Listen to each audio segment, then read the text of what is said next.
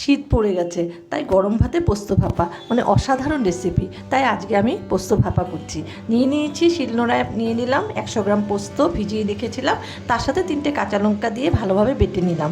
নিয়ে নিয়েছি ধনেপাতা কুচি, পেঁয়াজ কুচি, কাঁচা লঙ্কা কুচি, টমেটো কুচি। টমেটো কুচিটা অপশনাল, আমার ভালো লাগে তাই দিয়েছি। তার সাথে দিয়ে দিয়েছি আমি স্বাদ মতো নুন আর সামান্য একটু চিনি।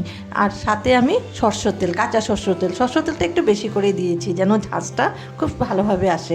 তাই সব কিছুকে একসাথে মেখে একটা কলা পাতায় আবার একটু তেল দিয়ে, কাঁচা সরষের তেল দিয়ে এইভাবে দিয়ে সব কিছুকে একটু ভালোভাবে টাইট করে একটু দুদিক থেকে ভালোভাবে পেঁচিয়ে বেঁধে নিয়েছি। নিয়ে একটা টিফিন কারিতে বসিয়ে দিয়েছিলাম ভাপে 10 মিনিট। কড়াইয়ে জল দিয়ে স্ট্যান্ড বসিয়ে টিফিন কারিটা বসিয়ে দিয়েছিলাম। 10 মিনিট হওয়ার পর দেখুন নামিয়ে নিলেই রেডি পোস্ত ভাপা। আর একটু প্লেটে সাজিয়ে একটু পেঁয়াজ কুচি আর উপর থেকে একটু ধনেপাতা কুচি, কাঁচা লঙ্কা কুচি দিয়ে সাজিয়ে পরিবেশন করুন গরম ভাতে পোস্ত ভাপা। দারুণ।